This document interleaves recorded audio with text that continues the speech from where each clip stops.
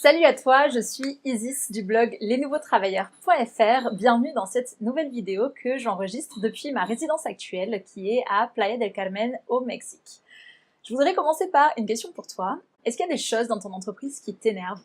Par exemple, le fait que tous les matins, tu dois aller au bureau, peut-être à une certaine heure, et que quand tu prends le métro bondé ou que tu es dans les bouchons, tu te dis je serais quand même bien rester 30 minutes de plus dans mon lit, ou tu te dis ouais, carrément j'aimerais pouvoir me téléporter dans les bureaux pour pas avoir à vivre ça.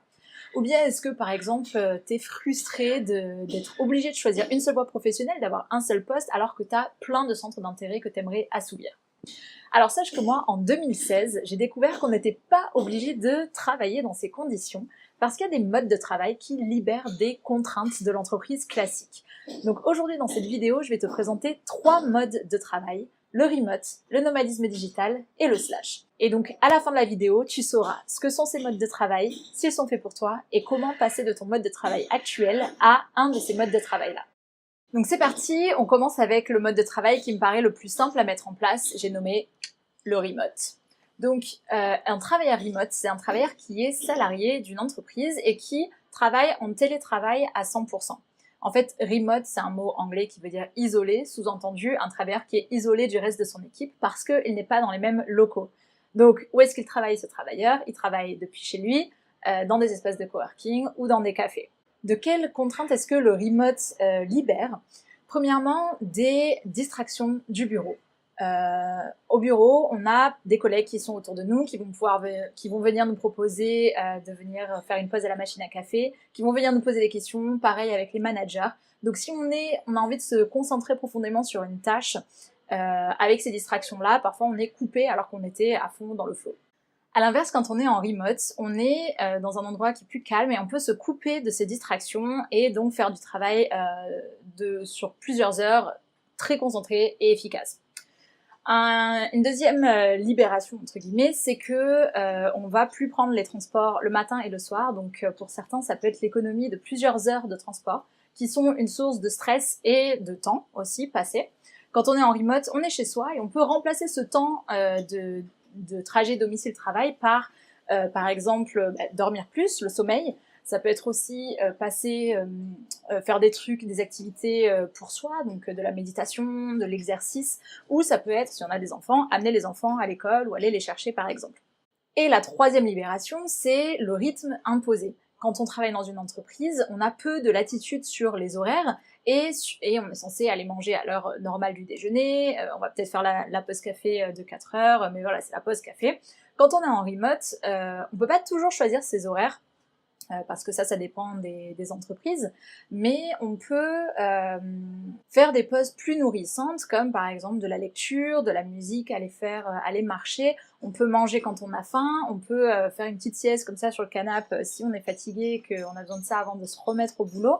Si tu veux un exemple de travailleur remote, je te mets un lien là-haut ou dans la description. Et sache que sur le blog, tu en trouveras beaucoup plus, puisque j'ai interviewé plusieurs personnes qui travaillent en remote. Maintenant, est-ce que le remote, c'est fait pour toi? Comme tout mode de travail, c'est pas quelque chose qui est fait pour tout le monde. Il y a les avantages et les désavantages, donc quelques points clés pour comprendre si c'est fait pour toi. Déjà, la première chose, c'est que c'est fait pour quelqu'un qui aime être salarié, puisqu'on est salarié à distance. La deuxième chose, c'est qu'il faut être suffisamment indépendant et autonome pour être capable de travailler chez soi, de s'organiser et tout seul de son côté, quoi. Et la troisième chose, c'est qu'il faut être suffisamment discipliné et motivé par son travail pour ne pas procrastiner quand on est chez soi. Si tu sens que le remote est fait pour toi, comment est-ce que tu peux devenir travailleur remote? Tu as 4 solutions. La solution la plus simple, c'est de négocier avec ton entreprise actuelle. Donc, il faut que tu vois avec ton manager, avec les RH. Les RH, ça dépend qui s'occupe de ça.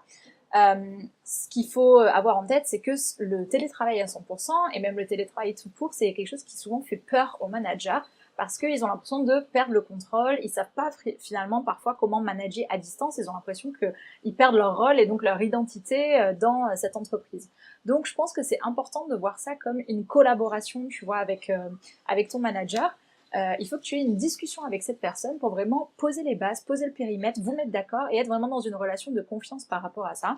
Donc, de quoi est-ce que vous pouvez discuter?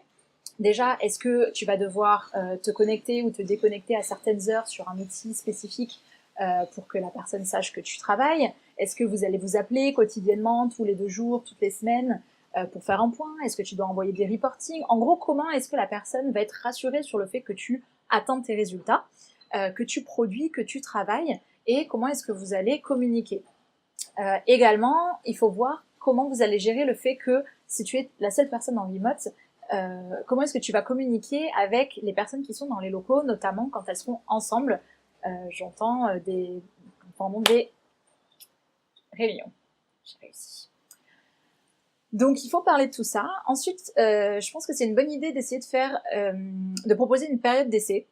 Donc au moins 1 mois à mon avis, parce qu'il faut quand même avoir le temps de sentir le truc, d'apporter des ajustements. Ça peut être même plusieurs mois, 3, 4 mois. Donc faire une période d'essai, ça permettra à la fois à toi de vérifier que c'est un mode de travail qui est fait pour toi.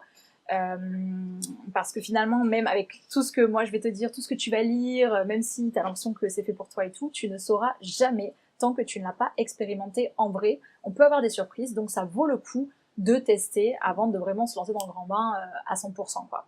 Et puis du côté de ton manager, ça va lui permettre de se rassurer, de trouver des solutions. S'il trouve que ah mais là il est stressé parce qu'il sait pas si tu travailles, hop, vous essayez de trouver une solution et vous utilisez cette période d'essai pour roder un peu le truc.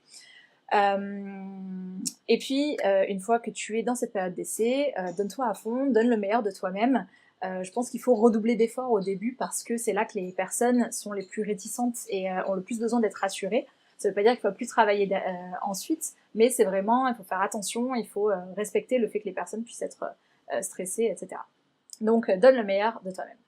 Passons au deuxième mode de travail, le nomadisme digital. Le nomadisme digital, c'est un peu un travail en remote, mais avec la dimension voyage en plus. Donc, définition, un nomade digital, c'est quelqu'un qui travaille à distance et qui voyage régulièrement. La fréquence de voyage peut varier, de 2 semaines à 6 mois ou plus, ça dépend vraiment des personnes. Et il y a des personnes qui ont une base quelque part et qui vont rayonner depuis cette base, et il y a des personnes qui vont plutôt aller quelque part, changer, et ainsi de suite. De quelles contraintes est-ce que le nomadisme digital permet de se libérer? C'est la sédentarité géographique. Avec le nomadisme digital, on obtient une liberté géographique parce qu'on n'est pas obligé de rester coincé là où son entreprise est implantée et on n'est pas obligé d'attendre les vacances pour partir en voyage. Si tu veux un exemple de nomade digital, je te mets également un lien quelque part vers une interview et sur le blog tu en as d'autres aussi. Maintenant, est-ce que c'est un mode de travail qui est fait pour toi? Pour être nomade digital, il faut soit pouvoir être salarié remote, donc avoir toutes les caractéristiques du remote dont on a parlé avant, soit avoir un esprit entrepreneurial pour être un travailleur indépendant. Il faut également être capable de s'adapter à chaque nouveau lieu de vie. Il faut pouvoir rester productif à chaque fois qu'on change d'endroit. Et il faut aussi savoir aller à l'encontre de l'autre parce que quand on arrive dans un nouvel endroit, il faut se faire de nouveaux amis, créer un nouveau cercle. Et ça demande un petit peu d'effort. Ou alors, il faut être solitaire pour ne pas avoir besoin de ça. Maintenant, si ce mode de travail t'intéresse, comment est-ce que tu peux devenir digital nomade? Tu as 2 options. La première, c'est d'être un digital nomade salarié, c'est-à-dire qu'en fait, tu es un travailleur remote qui, en plus, a obtenu l'autorisation d'être à l'étranger, voire de changer d'endroit régulièrement. Ça veut dire que quand tu fais ta négociation pour devenir travailleur remote, tu vas ajouter la dimension du voyage. Donc tu vas par exemple discuter du type de nomadisme que tu comptes faire. Est-ce que tu comptes rester dans le même pays pendant plusieurs mois ou bien est-ce que tu comptes changer tous les 2 mois, tous les 3 mois, tous les mois, etc. Donc à discuter avec ton équipe et il faut également discuter de comment est-ce que vous allez gérer le décalage horaire et ça dépend à quel point tu dois être disponible pour les gens de ton équipe et pour tes clients. Et il y a peut-être des destinations où tu ne pourras pas aller à cause de ça ou alors il faudra que tu fasses des concessions comme passer des appels très tôt ou très tard, le soir. Et donc ta deuxième option pour devenir nomade digital, c'est de devenir un travailleur du web indépendant. Et là, tu as plusieurs options. La première option, c'est de devenir freelance, c'est-à-dire que tu as une expertise, une compétence que tu peux vendre comme un service, comme une prestation. Tu vas proposer des missions.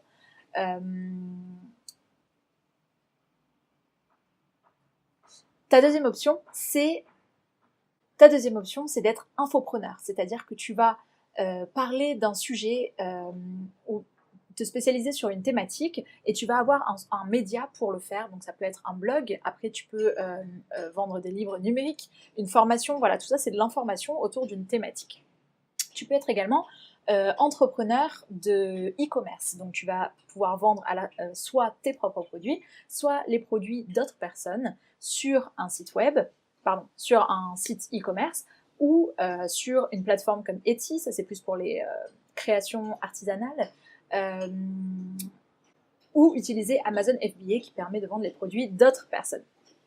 Et enfin, tu peux être entrepreneur de service, c'est-à-dire que tu as une idée même de produit ou de service, mais que tu peux faire entièrement en ligne, et donc tu vas créer une entreprise qui est dématérialisée et tout géré par le web. Passons au troisième et dernier mode de travail, le slash. Donc le slash est un peu différent des deux premiers, puisque les deux premiers étaient assez orientés sur la logistique, où est-ce qu'on travaille. Le slash, c'est plutôt orienté sur le choix d'activités professionnelles qu'on fait. Et donc on peut être à la fois remote et slasher, et digital nomade et slasher. Donc, définition du slash. Un slasher, c'est quelqu'un qui a plusieurs activités professionnelles ou semi-professionnelles en même temps menées de front. Si tu veux un exemple, je te mets un lien quelque part, là, comme pour les autres, il y a d'autres interviews sur le blog que tu peux consulter. De quelles contraintes est-ce que le slash permet de s'échapper? C'est le fait d'être enfermé dans une seule voie professionnelle quand on a tellement d'autres centres d'intérêt et de choses, d'autres projets qu'on aimerait mettre à exécution. Concrètement, le slash, c'est fait pour toi si tu as plusieurs centres d'intérêt et que tu imagines plusieurs activités professionnelles ou semi-professionnelles que tu pourrais avoir, mais aussi tu te sens capable de t'organiser pour mener ces 2 ou 3 ou plus activités de front, et tu te sens capable de passer d'une de ces activités à l'autre dans la même semaine sans perdre toute ton énergie.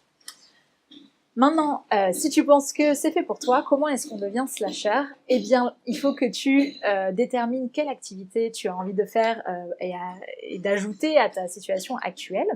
Donc si tu es salarié, tu peux ajouter une activité indépendante en te mettant sous le statut micro-entrepreneur par exemple, ou alors tu peux carrément quitter ton emploi et te lancer dans 2 activités indépendantes parallèles. C'est ce qu'a fait Amandine, pour laquelle j'ai mis l'interview.